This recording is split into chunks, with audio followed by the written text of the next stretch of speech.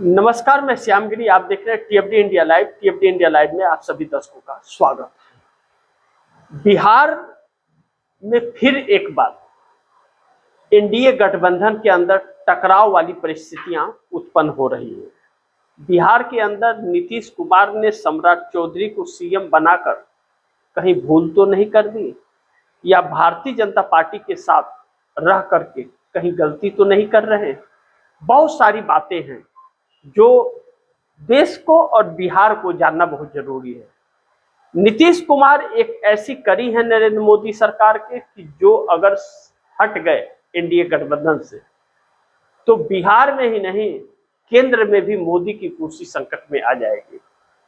नरेंद्र मोदी की जरूरत है नीतीश कुमार, लेकिन नीतीश की जरूरत क्या नरेंद्र मोदी हैं? नीतीश कुमार ने सम्राट चौधरी को समर्थन देकर और सीएम बनवा करके जो गलतियां की हैं, क्या उन गलतियों की भरपाई हो सकती है?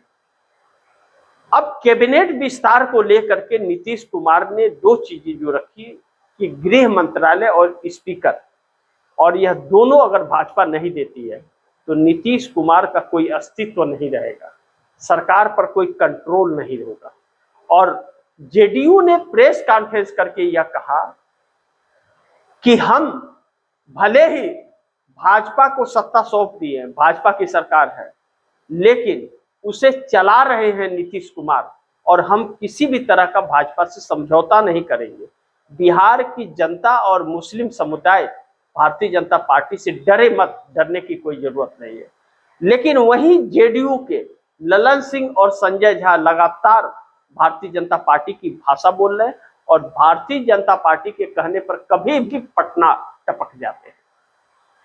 ऐसे में पार्टी के अंदर सब कुछ ठीक ठाक है क्या नीतीश कुमार की?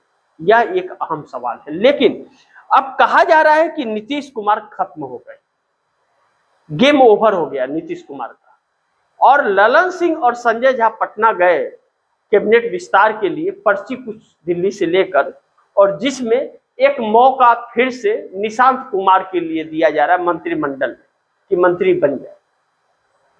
लेकिन वही निशांत कुमार पिछले दिनों बयान दिए थे कि हम वैसी सरकार का हिस्सा नहीं बन सकते जिसने हमारे पिता का अपमान किया, और समझौता नहीं करेंगे। अभी तक जेडीयू का जो स्टेटमेंट है प्रेस कॉन्फ्रेंस में भी कि हम समझौता नहीं करेंगे, और अगर निशांत कुमार सरकार का हिस्सा बनते हैं तो वह समझौता ही कहा जाएगा। नीतीश कुमार बहुत चक्कर में पड़ गए। भारतीय जनता पार्टी को मात्र 6-7 विधायकों की जरूरत है पूर्ण बहुमत की सरकार बनाने के लिए। नीतीश कुमार को झेलेगी या नीतीश कुमार को तोड़ देगी? लेकिन पश्चिम बंगाल चुनाव के बाद, परिणाम के बाद भारतीय जनता पार्टी के हौसले बुलंद हैं, और नीतीश कुमार कभी भी तोड़ और मरोड़ सकती है जब संजय झा और ललन सिंह भाजपा के खेमे में नजर आते हैं। ऐसे में बहुत बड़ी चुनौती है। नीतीश कुमार का एक दांव सम्राट चौधरी ने फेल कर दिया कि लालू प्रसाद यादव के मकान खाली कराने को लेकर जो नोटिस जारी हुई थी और उसको लेकर के नीतीश कुमार ने कैंसिल कर दिया था, उसे फिर खाली करने का नोटिस सम्राट चौधरी ने दे दिया, और नीतीश कुमार कुछ भी नहीं कर पा रहे। अब आने वाले दिन में लालू प्रसाद यादव नीतीश के पड़ोसी नहीं रहेंगे, दोनों में फूट डालने का कार्य किया है। एक कहीं ना कहीं भाजपा का डर भी है कि कहीं नीतीश कुमार पलट न जाए, लेकिन कहा जाता है कि नीतीश को पलटना होगा तो कभी भी पलट सकते हैं, लेकिन जाएंगे कहां? सवाल यह है कि नीतीश कुमार ने अपनी पार्टी ही ऐसी दांव पर लगा दी है भाजपा के साथ कि उनके साथ कौन है कौन नहीं है यह भी नहीं समझ आ रहा है, क्योंकि ललन सिंह और संजय झा के रवैये सही नजर नहीं आ रहे हैं। लेकिन सम्राट चौधरी के खिलाफ जो 70 विधायक थे, आज भी वह नीतीश कुमार के साथ खड़े हैं। ऐसे में भारतीय जनता पार्टी ने नीतीश कुमार को खत्म कर दिया है। एक तरह से कहा जाए कि खेल खत्म है, गेम ओवर हो गया है। लेकिन दूसरी तरफ वही भारतीय जनता पार्टी अब बहुत बुरी तरह से फंस रही है। पश्चिम बंगाल में अब सीसीटीवी फुटेज की मांग हो गई है। ममता बनर्जी ने इस्तीफा देने से इनकार कर दिया मुख्यमंत्री पद से, और उन्होंने कहा कि 100 सीटें हमारी चुराई गई है, लूट ली गई है। ईवीएम बदल दिए गए हैं पश्चिम बंगाल के अंदर, जो भारतीय जनता पार्टी को यह दाग कभी छोड़ने वाला नहीं है।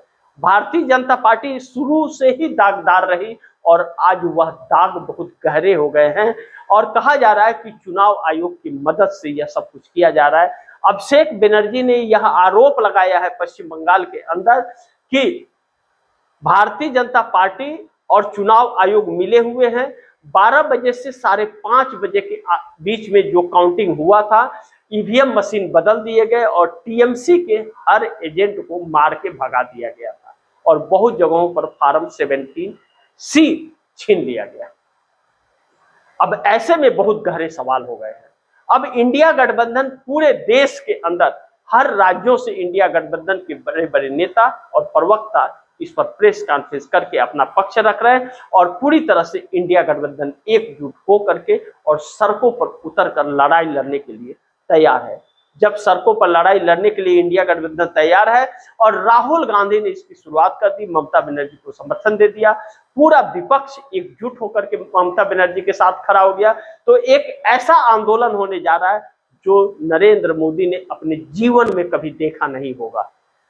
करोड़ों की संख्या में लोग जब सड़कों पर उतरेंगे, यह आधा देश से ज्यादा देश जब उतरेगा, तो नरेंद्र मोदी और आरएसएस के लिए बहुत संकट होगा और उससे भी बड़ी संकट चुनाव आयोग के लिए होगा। अब सड़क पर उतरना और दूसरी तरफ इंडिया गठबंधन द्वारा सुप्रीम कोर्ट में जाना कि 12:30 बजे से लेकर के और शाम 5:30 बजे तक का सीसीटीवी फुटेज को चलाया जाए सुप्रीम कोर्ट में लाइव, पूरा देश देखे। चुनाव आयोग के लिए मुश्किलें बढ़ गई क्योंकि वह सीसीटीवी फुटेज जारी हो गया तो ईवीएम मशीन का सारा खेल पकड़ा जाएगा, क्योंकि अभिषेक बनर्जी ने जिस सीरियल नंबर का ऐलान किया, जिस सीरियल नंबर का जिक्र किया, कहा कि ईवीएम वह सीरियल नंबर नहीं मैच हो रहा था और सील टूटे हुए थे। बैटरी ईवीएम की 93% पाई गई और ऐसे में 500 से 600 टीएमसी के दफ्तर को जला दिया गया है, जो बहुत चिंता का बात है। भारतीय जनता पार्टी सत्ता में आते ही पूरा पश्चिम बंगाल में एक भगदड़ सी परिस्थिति है, मारपीट, लड़ाई झगड़े, आगजनी की एकदम हर कोने कोने से खबर आ रही है, जो बहुत चिंता सता रही है कि यह आतंकवाद हो गया या क्या हो गया। भारतीय जनता पार्टी सरकार बनाने के पहले ही एक दहशत का माहौल पैदा कर दिया है पश्चिम बंगाल के अंदर। ऐसे में जब भारतीय जनता पार्टी के खिलाफ एक ऐसा आंदोलन का आगाज हो रहा है और नीतीश कुमार को पूरी तरह से अगर भारतीय जनता पार्टी ने खत्म कर दिया, 12 सांसद और 85 विधायक होने के बावजूद नीतीश कुमार का खेल खत्म है, तो फिर चंद्रबाबू नायडू के लिए भी बहुत बड़ा संकेत है। चंद्रबाबू नायडू का भी 18 सांसद पलटेंगे या टूट जाएंगे, यह एक बहुत बड़ा सवाल उठ खड़ा हुआ है, क्योंकि चंद्रबाबू नायडू के लिए भी बड़ी मुश्किलें हैं कि अगर भारतीय जनता पार्टी पश्चिम बंगाल में ममता बनर्जी के साथ ऐसा कर सकती है और ममता बनर्जी को हटा करके षड्यंत्र के तहत वहां अपनी सरकार बना सकती है, तो फिर चंद्रबाबू नायडू के आंध्र प्रदेश में वह नहीं सरकार बनाएगी और नहीं उनको तोड़ेगी और नहीं वहां धांधली करेगी, इस बात की क्या गारंटी है। ऐसे में चंद्रबाबू नायडू बहुत मुश्किलों में फंस गए हैं। भारतीय जनता पार्टी एक षड्यंत्र के तहत लोगों को तोड़ती है और चंद्रबाबू नायडू इसे अछूते नहीं बचेंगे। जब नीतीश कुमार को निपटा दिया तो अब अगला नंबर चंद्रबाबू नायडू का ही है। जैसे नवीन पटनायक को निपटाया गया, वाईएसआर जगनमोहन रेड्डी को निपटाया गया, नीतीश कुमार को खत्म कर दिया गया, ममता बनर्जी को हटा दिया गया, अरविंद केजरीवाल को साफ कर दिया गया, उद्धव ठाकरे को तोड़ दिया गया, शरद पवार को तोड़ दिया गया, तो अब बचते हैं सिर्फ और सिर्फ नायडू, और नायडू के साथ भी यही होगा।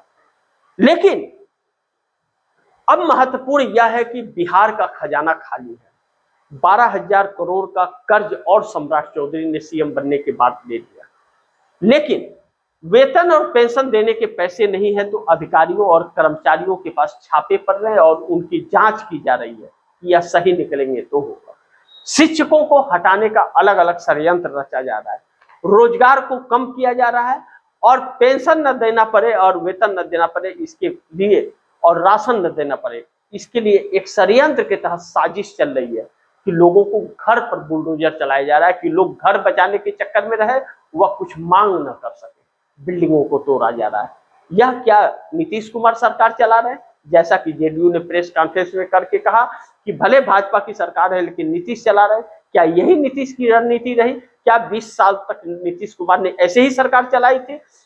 इससे यह साफ पता चलता है कि भारतीय जनता पार्टी ने अपना कंट्रोल बिहार सरकार पर कर लिया है और नीतीश कुमार का खेल खत्म है। किसी भी कीमत पर नीतीश की अब नहीं सुनेगी भारतीय जनता पार्टी, जो नीतीश कुमार के लिए बहुत संकट भरा होगा। नीतीश कुमार का एक सम्मान था इंडिया गठबंधन में, लेकिन चले आए और आज नरेंद्र मोदी एक तानाशाही की पराकाष्ठा हो गई। वोट चोरी से जीतते हैं, वोट कोई देता नहीं और आने वाले वक्त में नीतीश की भी जरूरत नहीं पड़ेगी, क्योंकि बिहार में पूर्ण बहुमत की सत्ता नहीं भी है तो सत्ता आने वाले चुनाव में आ जाएगी, अगर ऐसे ही जैसे पश्चिम बंगाल में चुनाव हुआ है वैसे। अब ऐसे में देखना यह महत्वपूर्ण होगा कि नीतीश कुमार की रणनीति क्या होती है। लेकिन इंडिया गठबंधन ने जो स्टैंड लिया है वह स्टैंड नरेंद्र मोदी की सांसें फुला रहा है और अमित शाह की। अगर सुप्रीम कोर्ट लोग सड़कों पर इंडिया गठबंधन उतर गया, जिस तरह से तेवर दिखा रहा है और प्रेस कॉन्फ्रेंस कर रहा है, और बहुत जल्द यह तस्वीरें देखने को मिलेगी, अगर इंडिया गठबंधन सड़कों पर उतर गया और सुप्रीम कोर्ट में पिटीशन पड़ा और सीसीटीवी कैमरे को दिखाने की बात हुई सुप्रीम कोर्ट में, तो चुनाव आयोग ज्ञानेश कुमार, चाहे बाकी के दो चुनाव आयुक्त जो हैं उनके साथ में, और मोदी और शाह, यह देशद्रोह के मुकदमे में यह जेल की सजा इन्हें पूरी उम्र काटनी पड़ेगी आने वाले दिनों में। इस हालात में देश आकर के खड़ा हो गया है। बाकी आप दर्शकों की क्या राय है, आपके सुझाव क्या हैं, कमेंट बॉक्स में जरूर दीजिएगा। इस खबर को ज्यादा से ज्यादा शेयर कीजिएगा, अपने दोस्तों को भी कहिएगा आगे शेयर करें, और आपने टीएफडी इंडिया लाइव को सब्सक्राइब नहीं किया सब्सक्राइब कर लीजिए, अपने दोस्तों को भी कहिएगा सब्सक्राइब करें। मिलते हैं अगली खबर के साथ, तब तक के लिए नमस्कार।